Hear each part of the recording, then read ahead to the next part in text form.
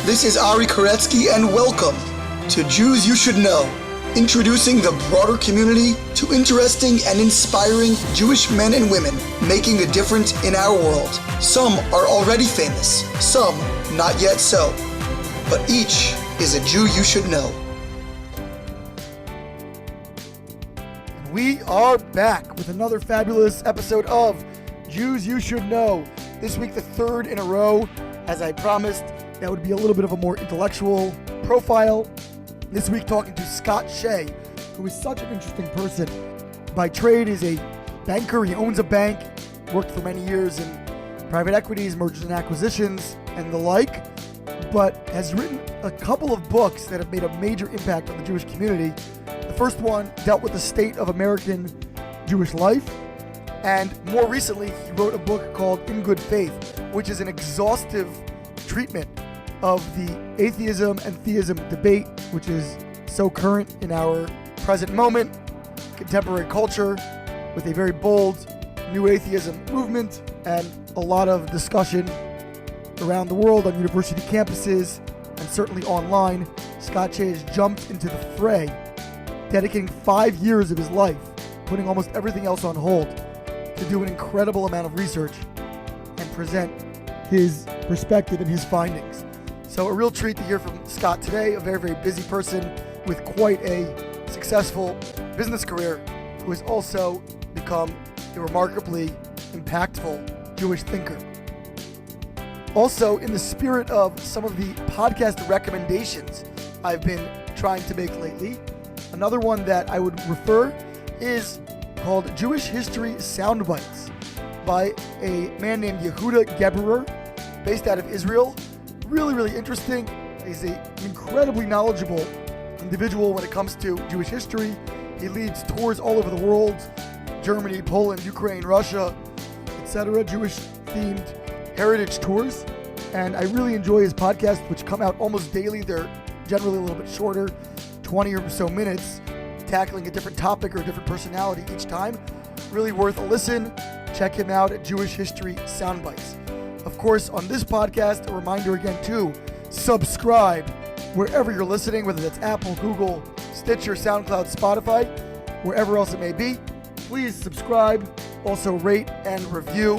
It really helps us out, but mainly spreading the word so that more listeners can discover us would be greatly appreciated. Follow us again on social media at Jews You Should Know, spelled out fully, on Instagram, as well as on Facebook, and at Jews You Should Know with the letter U on Twitter. And now, to our riveting conversation with businessman, banker, and prolific Jewish thinker and author, Scott Shay.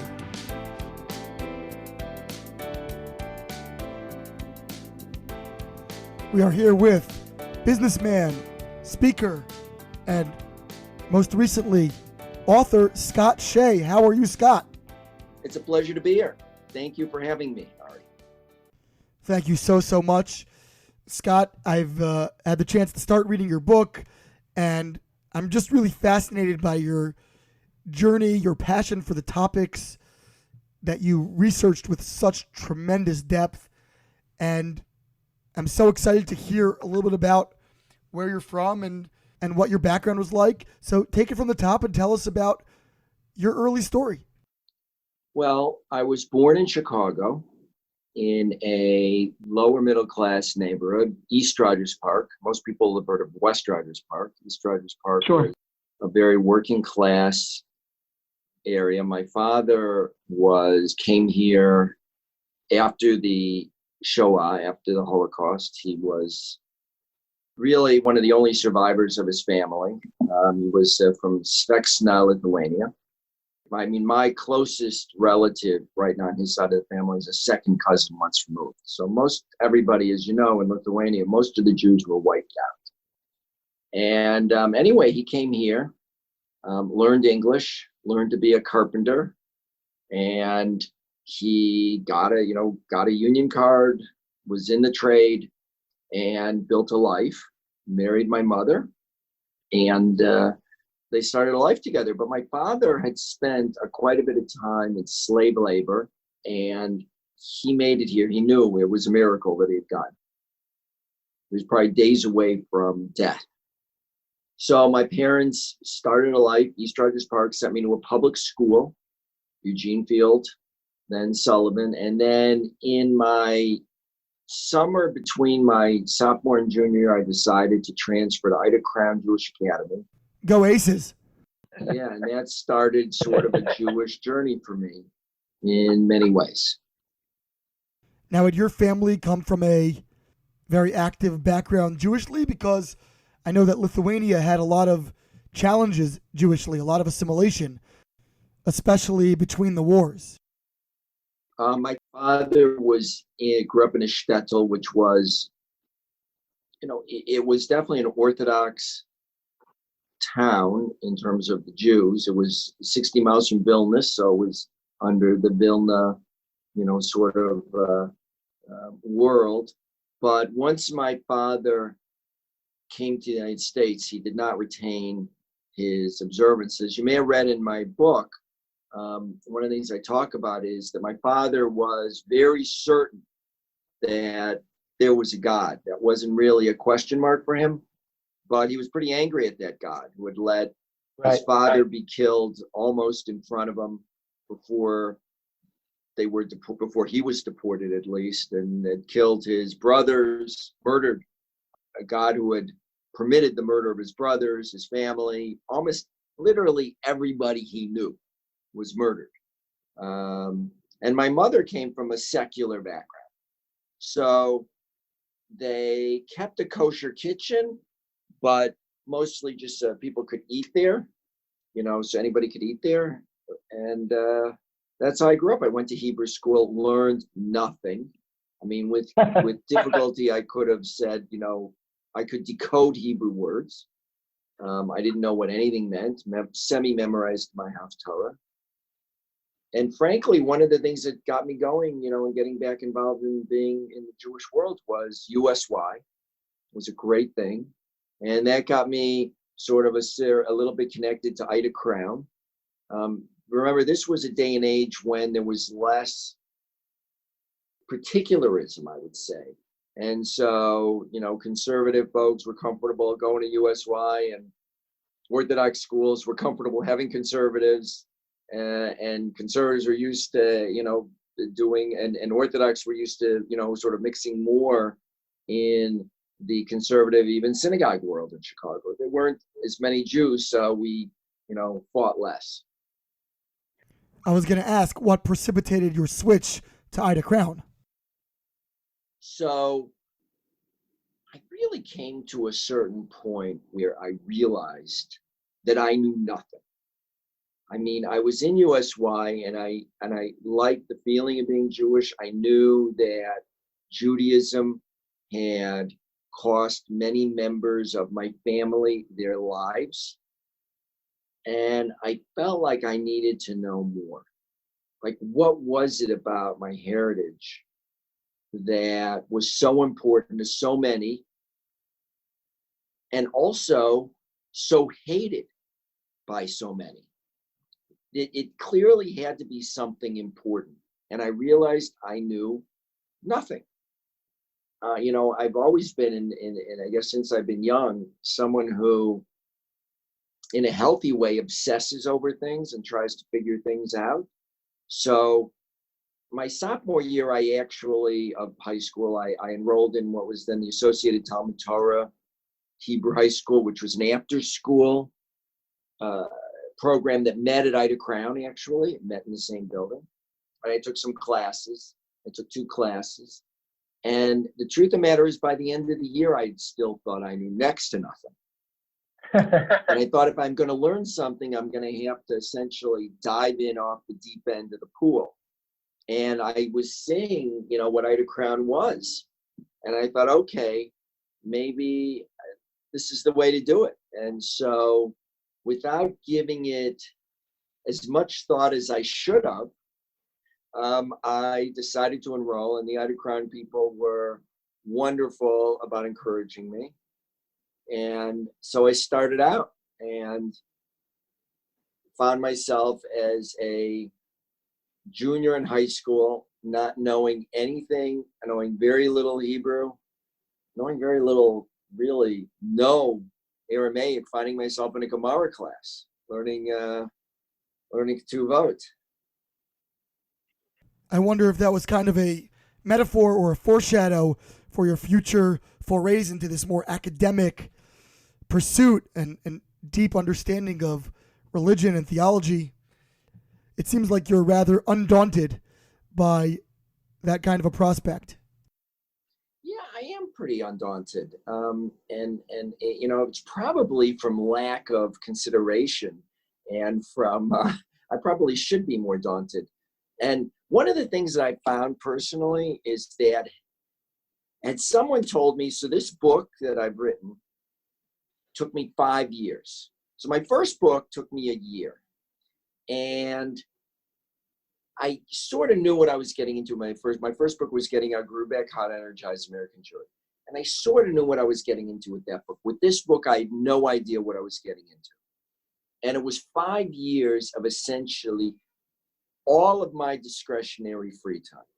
I mean, on Saturday nights, on Motzei Shabbat, I would work from, you know, during the winter, not so much in the summer, but during the winter, I'd work 5 hours after Shabbat was over. Wow. I would call it quits every night. I had one end time, and I would call it quits when the Saturday Night Live cold opening came on. So if it was live, I'd stop working then. If it was a rerun, I could go a little further. I'd keep working until midnight. And then I worked sometimes on Sundays 14 hours. And anytime I had 2 hours during the week. It was truly OCD. And I just felt like this was such an important thing. I felt like other than my family and my work, this was the most important thing I was doing. So I had been involved, already you probably know, involved in a lot of Jewish communal activities. I've been on the board of Jewish Agency. I was on the executive committee of UJ Federation. I was on too many boards. I was an over-involved Jew. And I cut back most of them. I mean, I'm on a few, I stayed on as I was very involved in forming Chai Mitzvah. So I'm president of that. And I was involved in a Hebrew School Jewish Youth Connection. But almost everything else I cut back on to zero. And I just worked on this book because when I get committed to something, I do dive in off the deep end. Except what I didn't know with the book is I was diving off not into a pool, but into Lake Michigan. In the middle, somewhere halfway between Milwaukee and Chicago. Tell us, Scott, what was the profession that you were, so to speak, interrupting or superseding or sidelining or coexisting with when you were doing all this writing? I understand that you went to Northwestern, I believe to the Kellogg Business School. What were your goals from there, and what line of work specifically did you get into? So I went to Northwestern undergraduate, and then I went to business school directly after, in the days when you could still do that. And then I went to work on Wall Street at Salomon Brothers for 8 years during the 80s. That was the heyday of, the 80s. It was when Liar's Poker was written. I was doing that sort of stuff. I was doing mergers and acquisitions. I was working gargantuan hours. And then I joined Lou Ranieri in starting a private equity fund. And then after I was involved in a lot of stuff relating to Israel. I was on the board of Bank Hapoalim for 8 years, and I was one of the negotiators in the privatization of Bank Hapoalim during Bibi's first term. In the 90s. Yeah, in the 90s. I became a member of the board in 97 and then served about 8 years until Hyperion sold its stake in Bank Hapoalim. But one of the things I did in the late 90s, I had this idea that it was important, that there was an opportunity to start a bank in New York. And so we started a bank. Bank Hapoalim agreed to put in the seed capital, $42.5 million to Signature Bank. We started May 1st, 2001, and we broke even after 21 months. We went public after 34 months, which is pretty good, even for, certainly for a bank. And after 18 years, we're a $50 billion bank. We've never made an acquisition. Wow. It's all been organic growth, and it's all been middle market. I mean, the reason a lot of people haven't heard of us is because we don't do sort of the super big companies, the Verizons and the IBMs of the world, and we don't do mass market retail. We do companies primarily with between 25 and 500 employees. That's our sweet spot. And so your value add is service. What do you bring to them? Well, we bring the best service for middle market companies. So for example, the big banks are geared up for, let me put it this way. It's very hard for a big bank to accommodate a middle market privately owned company because it has such idiosyncratic needs. And yet we're geared up for that. As I like to say to people or our clients, you won't be able to get Jamie Dimon on the phone if you got a problem with Chase, but you can get me on the phone if you got an issue with Signature Bank.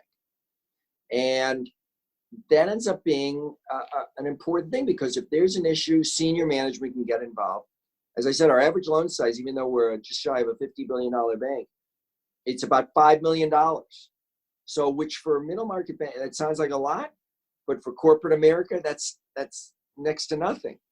And we basically give those companies better service than they can get either at a big bank or that small banks are capable of giving them.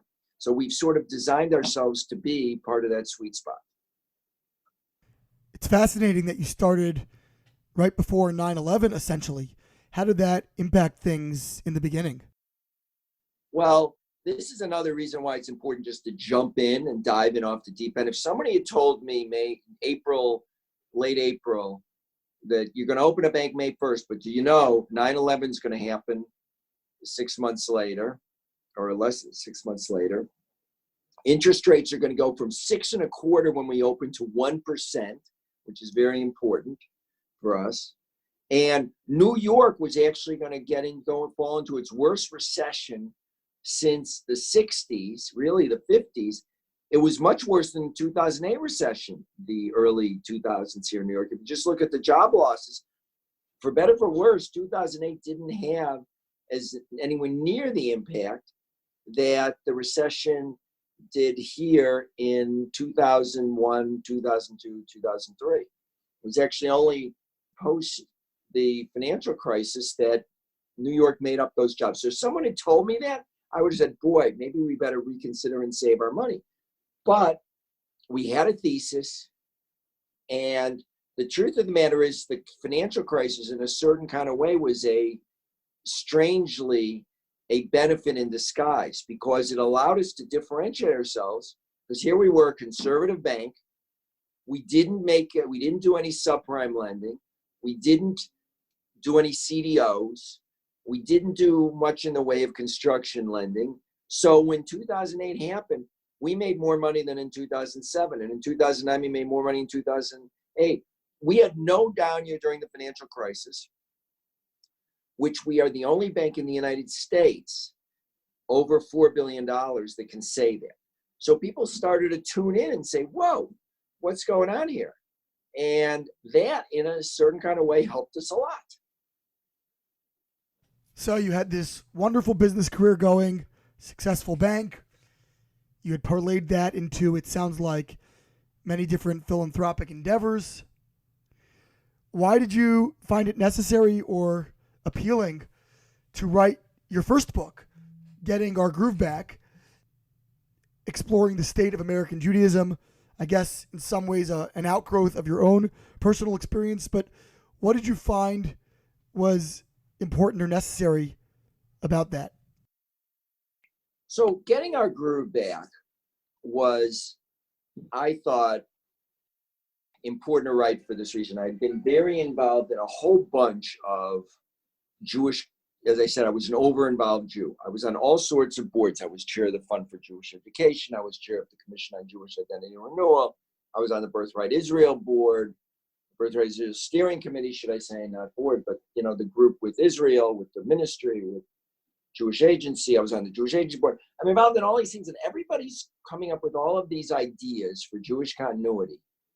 And they were all very nice ideas, but I always wanted data. And I said, we have to go from being nice to effective. And so what the first book was saying, okay, let's not do everything that we as a Jewish community are doing.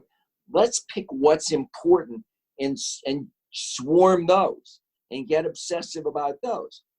And so what I did is I took 10 important, what I thought were the most important things for the Jewish community to focus on, and said, let's give everything else a bit of a rest for now. And that was, in a way, an eye-opener for many people in the Jewish community. My first book actually became a bestseller, no exaggeration, within the Jewish community. It sold over 17,000 books. 99.5% were bought by active Jewish communal activists or, board members. And the other 0.5% were friends of mine who weren't Jewish, but felt they had to buy the book so the book had an impact, no question about it. At the time, I was actually extremely, that if you want to talk about a speaking career, I was asked to be all over the place. Federations from Montreal to San Diego in the US were inviting me to speak to their boards and were buying books, and it became a big thing. Then something very interesting happened afterward. People in the business world would say to me, I know you wrote this book, and either they read it or they hadn't read it. They'd say, and these were all sorts of Jews, and to some degree non-Jews, who would say to me, Scott, why do you really care about the future of the Jewish people so much? It was important at a time, but now it's all about bagels, our heritage bagels, and having Chinese food on Christmas Eve, and we have a good feeling and having a sense of humor, and the Woody Allens of the world, and all of the, and the Jerry Seinfelds of the world. It's about our humor, it's about our eating, it's about maybe some Israel, many not even. Give it a rest. There's no God. It's all Santa Claus and Tooth Fairy. This is all make-believe stuff. What do you care? What do you care if, the next generation intermarries? And it got me to realizing how many people were just not convinced that there was any sort of point in there being a God, in believing in God. And I did so after my first book, I was able to spend a little more time doing Jewish communal affairs again. And I was chair of this Jewish community study of New York in 2001. It's the population study. And so I was really very deeply involved. And we did a number of things that totally changed the way that the Jewish population is counted, including one, if people answered if they're Orthodox, we asked, we had a follow-up question, are you modern Orthodox, Yeshiva world, Hasidic, and then we asked if you were Hasidic. Never been done before. The Pew study saw it and followed up on that. Now everybody asks that question. But one thing that we asked in about 2 different ways is whether you believed in God. I don't know if this was all published, but, in the world as a whole, most people believe in God or think that maybe there's a God. 20% probably don't these days. Among Jews, it's really very much different. Maybe 30% of Jews are sure there's a God. And maybe another 30-ish% think there's a God. But a lot of Jews don't believe that it's rational to believe in God or that there is a God. And then the more I talk to my non-Jewish friends, my Christian and some Muslim friends, or at least whether they're Christian, they're from Christian and Muslim heritage, let me put it that way. They also, weren't sure it was rational to believe in God. So this motif came up more and more, and I thought, what? I believe it's rational to believe in God with all we know about science and the historicity of the Bible and our sense of modern morality, that it's important to make that case because the case isn't being made. You work on campuses, right? I mean, a lot of college professors some of who I've talked to say, when they meet students who are believers, they say, it's okay. We understand that you're clinging to the superstitions of your parents. Don't worry. We're here to educate you. We're here to help. We're here to dispose of all of those crazy notions that you have that there's a God. Meanwhile, I think the whole idea of how we got to this progressive world that we live in is because of God, because of the impulse of the Bible.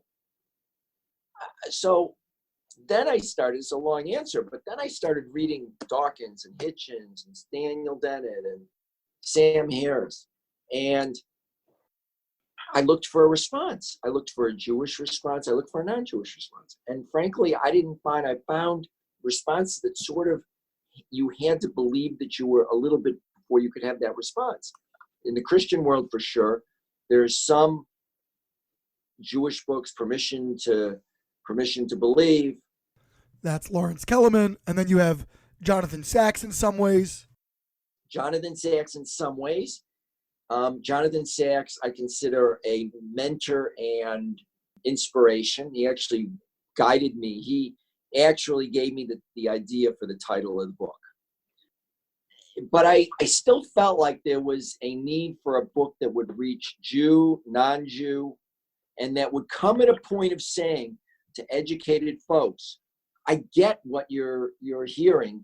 Now let me break it down. Let me go through the arguments of the atheists, of the four horsemen of the apocalypse, as they like to be called, or until Christopher Hitchens passed away. And do it in a serious way. And what I concluded is a certain kind of way that, and what I want to leave readers with is that it's entirely rational to not believe in God. I get it. There's no proof of God.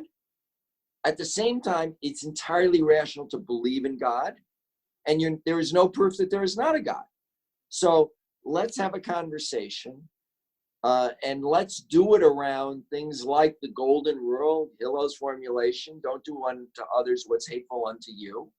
Let's do it around understanding what the dangers of non-belief in God are, which is that we fall into idolatry. And I explain how the Bible really came to overturn idolatry, and how when you don't believe in God, there's a huge tendency to deify other things and ideologies, or self-deify. And I go through some stories on Wall Street about folks who self-deified.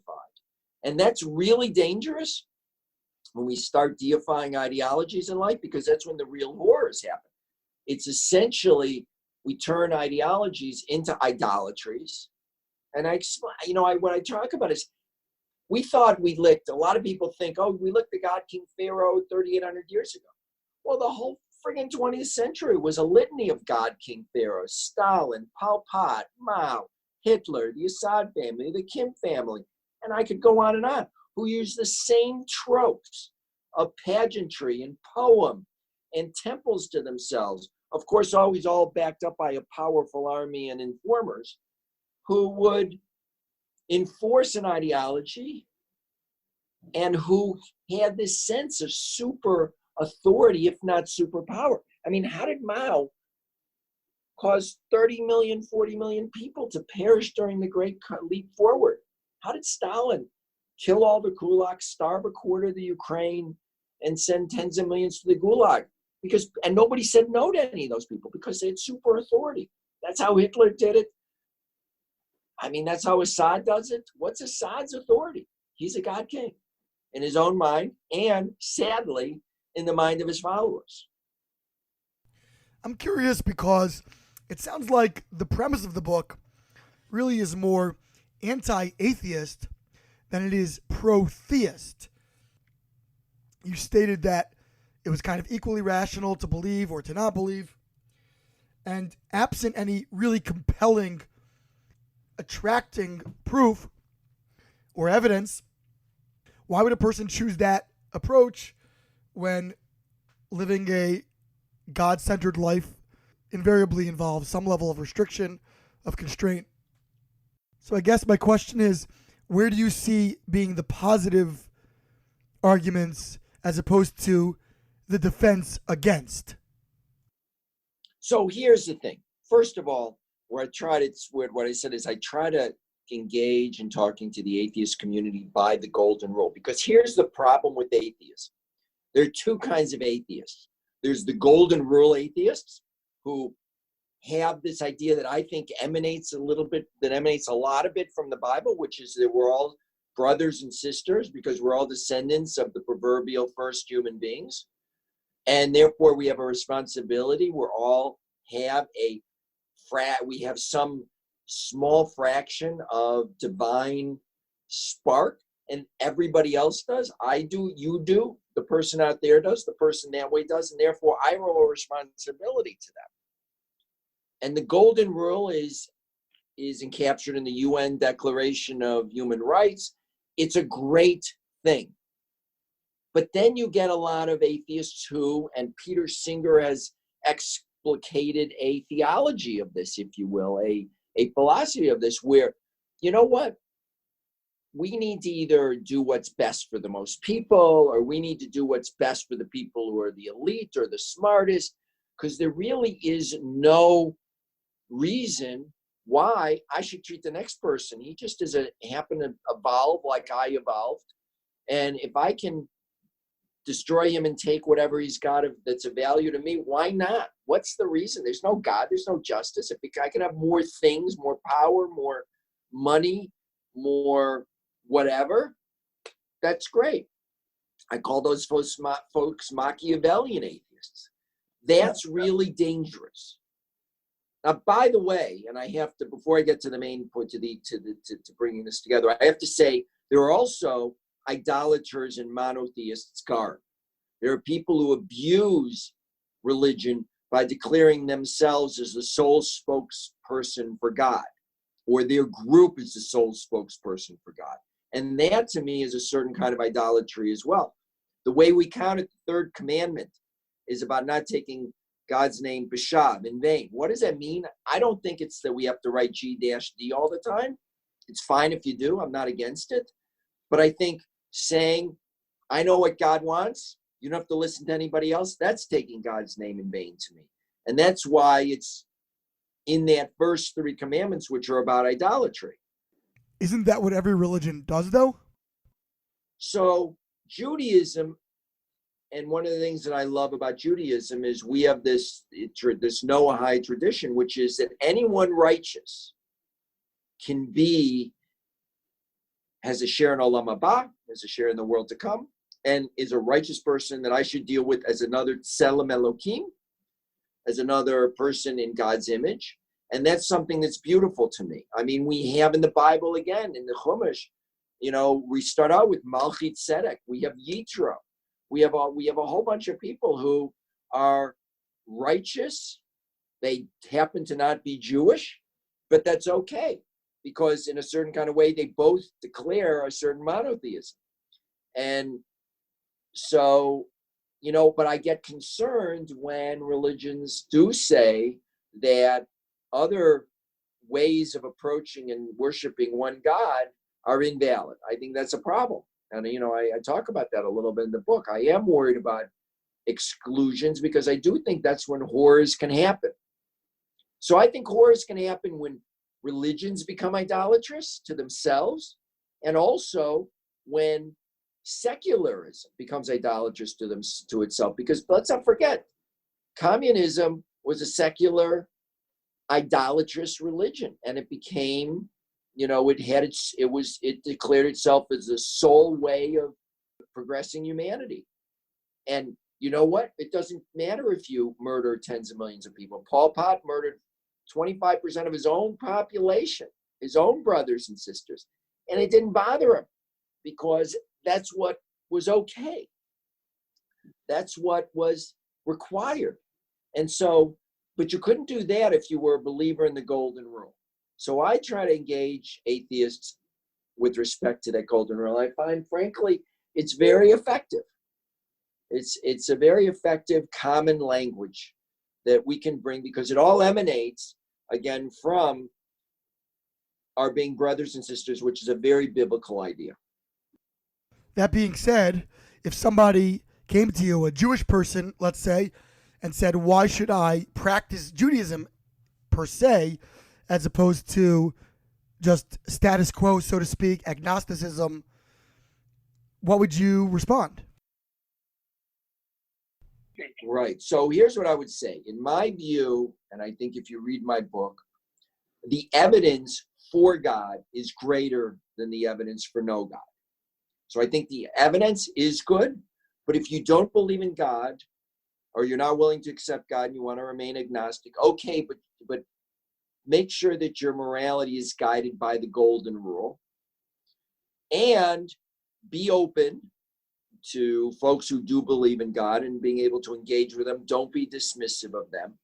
But I don't think asking people to believe, and particularly when they, engaging in Jewish belief or other beliefs where the stakes are so high, that saying to someone, believe or don't believe, is a useful way of progressing. And again, you're more of an expert in this field, but the stakes are pretty high for many people to say for an atheist to say, okay, I'm a believer. That's pretty high. There's the old joke. It's not a joke. There's the old story about the professor from a well-known university, like Mayor specializes in, who was written atheist books. And he goes to an atheist convention in Jackson Hole, at Yellowstone Park. He goes and walks before the sessions are going to do, because he wants to commune with the wholeness and wonderfulness of this randomness of nature. And then all of a sudden he turns around and there's a bear coming after him. And he runs and the bear chases him. And then he trips and the bear starts to pounce on him. And the atheist cries out, "Oh Lord, save me." And then a bolt of thunder comes, and the bear is in mid-pounce over the professor. And the Lord says to him, "Professor, you have not walked in my ways. You have not done what I've wanted you to do. But now if you go back and you declare your faith in me to the convention, I will save you from this bear." So by this time, the professor is already recognizing the stakes are high. He says, "Oh God, I can't really do that, because to declare myself a God-fearing person would really be embarrassing. I couldn't walk into the faculty club anymore at my university. I have a better idea. Why don't you make this bear a God-fearing bear?" Another clap of thunder, and the bear drops to his knees. And all of a sudden, the professor feels everything is going to be okay. And then the bear says, "Oh Lord, thank you for this meal of which I'm about to partake." The stakes are high, and people just can't accept God so easily.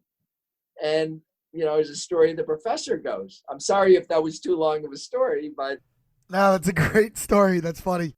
I want to ask, what do you think, given that you do believe that the scale tilts in favor of theism, what do you think is the most compelling line of reasoning, line of argumentation in that direction? And conversely, what do you see as the most challenging argument from atheists to theism? well, I can tell you this now from experience, having done some talking and talked to a lot of people, what they think. And look, I think if you're dealing with someone scientifically, the most compelling thing about, and I discuss this in my book, is there are 6 constants of the universe. And if they were off by very small amounts, there would be nothing. We wouldn't be having this conversation. This universe seems to be uniquely created to allow life in a most unlikely way. And it's not like we just won one lottery. We won 6 successive lotteries. And had we not won each lottery in the right progression, in precisely the right amount, there would be nothing. Now, that leads you only to, okay, there's some deistic God, but the answers to the atheists that we're part of the multiverse and there's an infinite number of universes, frankly, is totally belief-based as well. Right. And I go to something even more fundamental, which is people claim that these theories of multiverse and of M theory and of superstring theory are all great. They're all math. But why should math even work? You know, if you believe in randomness, the reason we understand math is because when we were evolving, we needed to know, okay, there were 5 bears that ran in that direction, 4 bears ran back. We still better not run in that direction because there's one more bear. And people who understood math self-selected under natural selection, and they lived because they could do a little bit of math. But why should that have any connection to the structure of the universe? Our ability to do arithmetic and math. There's no reason it should have any structure to the universe. So I actually think math and arithmetic are God-given. So I very hard I find that people have a very hard time refuting that in any way, because if you believe in randomness, then you shouldn't believe our math. You shouldn't believe our science. Look, I think in section 2 of my book is what ends up, section 2 and section 3, I'd say, are close competitors. When I do speaking appearances and people ask questions, it's almost invariably somebody who asks me one thing about the Bible, the Torah, that is so unethical that they can't deal with it. And it could be sacrifices of animals. It could be the commandment to stone the rebellious son. It could be slavery. It could be a whole bunch of things. I never know what it's going to be, but it's always one. And then the second thing people ask that I think bothers them, and for some people this is insurmountable, which is, how could an all-good God allow things like the Holocaust? And I talk a lot about when people talk about that, I do talk about my father's experience. And his enduring belief. Well, his enduring certainty that there was a God, and his enduring anger at God for letting what happened happen. And you know what? I think God understood that anger quite well. And I think there was no uncertainty on the relationship of either side. And I suspect, and this is my belief, certainly, is God got it. You know, my father had a right to be angry. Perfect right. And that really is an answer that there is no answer. Let me just say that. But, I'll talk about how survivors endured with either belief, uncertainty, or in some cases they did walk away. I don't want to say there was uniformity. Some of my father's friends said, I can't believe in this God. If this God exists, geh gesund heim. How did your father deal with it? Well, my father, and I talk about this a little in the book, my father, again, knew that the Jewish people was important. He knew his heritage was important. He and many of his friends went to Shul. We belonged to Congregation Beth Shalom in East Rogers Park. But he and his friends would talk during services. They'd doze off during the rabbi's sermon. They'd make sure that their sons and daughters were bar mitzvah. They'd donate to, the synagogue. They would be respectful to the rabbi. But they didn't do a lot of praying, because they were sort of giving God the silent treatment. But why did he believe? He believed because he knew from so many unlikely events that if they had happened just a little differently, my father never would have made it from Spectral, Lithuania to a life in Chicago. If my father had been found days later, he would have been dead. Days later. He was 60 pounds when he left. He was lucky enough to be found by an American battalion, or liberated by an American battalion, who sent him to an army hospital for a year. Had he just been given food, he would have been dead. And the story, and I tell this a little bit in the book, is the way he was deported. Had one minor thing happened, any other path, my father would have been dead. I wouldn't be sitting here talking to you. The quantum path to him making it to Chicago and getting married and having a child was so narrow and so unlikely that he knew he had been given a helping hand along the way. And he accepted that. He knew that there was a God who would help him get there and that he had a purpose in life. But that didn't stop him from being angry at having his father murdered. His mother had died previously in childbirth of his brother, one of his brothers, having his brothers murdered, having his uncles murdered. I mean, that's a big thing. And it's not easy to forgive God for that, for my father. And I got it. And as I said, I think God got it too. Well, this is such a fascinating topic, probably the most important topic we could discuss. And of course, there's so much more to delve into. Even once you believe in a God and an all-powerful being, there's still the need to arrive at the personal God, the God of the Bible, the Jewish God, all of the systems of Judaism, of course, for those who are Jewish. And we could go on for hours and hours, if not weeks and months and years. So I certainly encourage people to read the book and to follow up in depth. Scott, where can people go to find the book and also learn more about it and just about your work in general? So they can go to, if they want to learn about the book and more work in general. And if they want discussion guides, we've actually had such demand for discussion guides that I have put together 6 discussion guides for each section. I was going to ask if you had a curriculum about it, so perfect. Yeah, and it's not quite a curriculum, but it helps people. And there have been some book groups that have, there have been more than several book groups that have used it so far. You can go to scottshay.com or ingoodfaith.com. And actually, I can be contacted there. There is a contact form as well.